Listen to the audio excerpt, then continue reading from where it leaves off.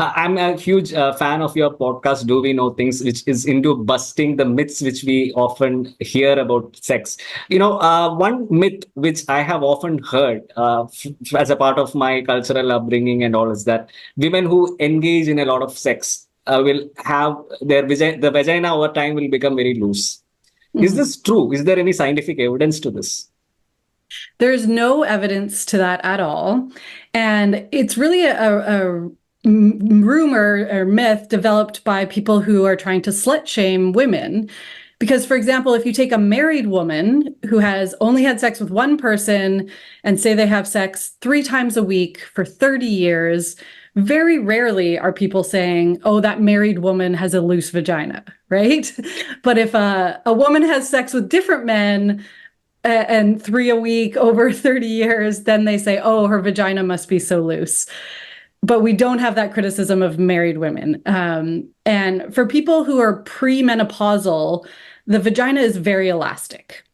So once someone's had penetration for the first time, because sometimes it can be difficult the first time to get a penis in, for example. But once the kind of first time has happened, it's basically the same throughout life. And it's only after menopause, as our estrogen levels start lowering, that we see the vagina just isn't as flexible anymore. So it's not as elastic. It doesn't snap back the way it used to. So it's essentially a cultural myth. Yes, yes. Okay. Also, a related question to that is something which, again, this is something which is even perpetuated by healthcare professionals. Is that a woman, again, in the case of women who experience a lot of premarital sex, once Mhm. they get married, their sex life will suck because they will be comparing the sex life which they have in the marriage to what they had outside marriage, and so they will Mhm. never be happy because their brain keep comparing. Is there any scientific evidence to such things? I don't think there's scientific evidence in terms of like comparing before and after marriage, but in general, we do adapt to like having the same sex all the time. It's going to become potentially less exciting over time. Yeah. Um, but also, I think what happens is when people are choosing marriage partners, they often focus on factors other than sex.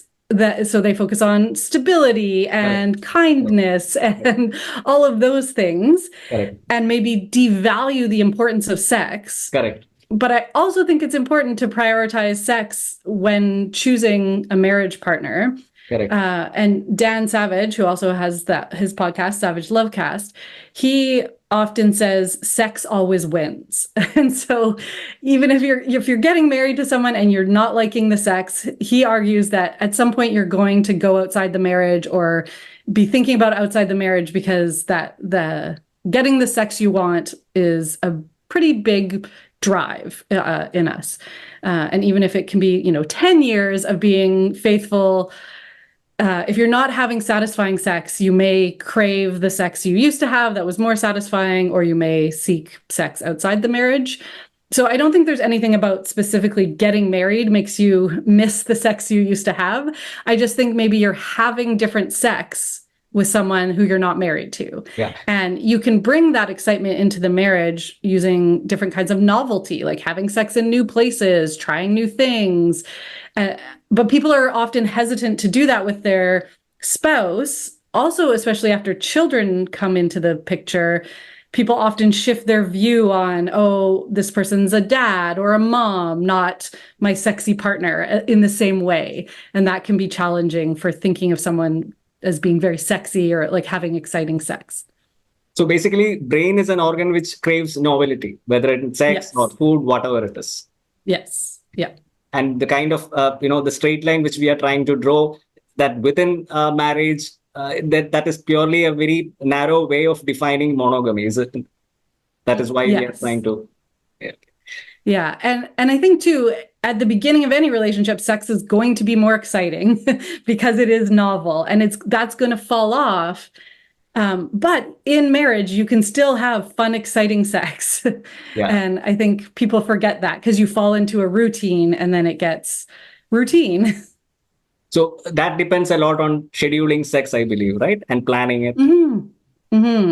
Yeah, I think that it's really important, and this comes up from a lot of sex therapists, of really prioritizing sex, because it may fall to the bottom of the importance pile, when you've got other issues to deal with and other priorities. But scheduling sex can be so important, so that people are saying, like, this is important to us. We want to have sex. We're going to have sex regularly.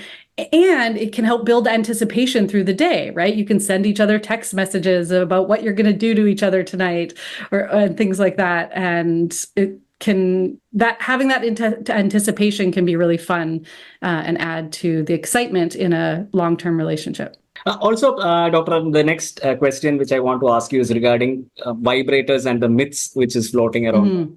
I have heard a lot of people saying that if you overuse vibrator, I don't know how you define this word overuse, but they say that if you overuse vibrators, the clitoris after a point of time will become kind of numb, and that you won't be able to feel the same kind of sexual enjoyment with your partner, because using a vibrator, the orgasm is very fast, and that is something which you won't be able to replicate with partner sex.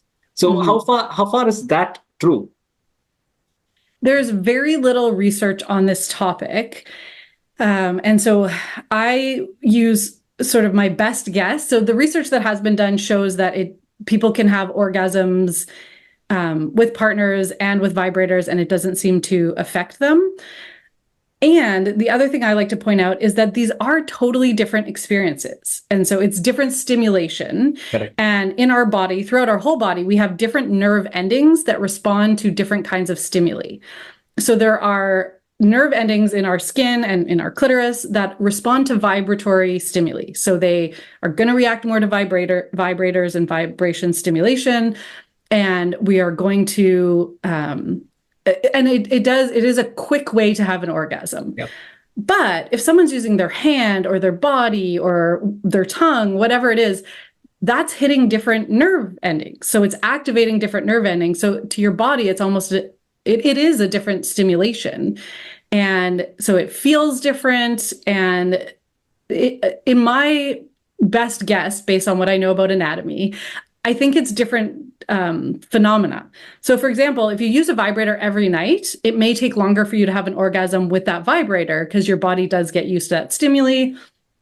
But when you're using a different stimuli, like a hand or a finger or a penis, it's different. And so it's not going to have the same delay, for example.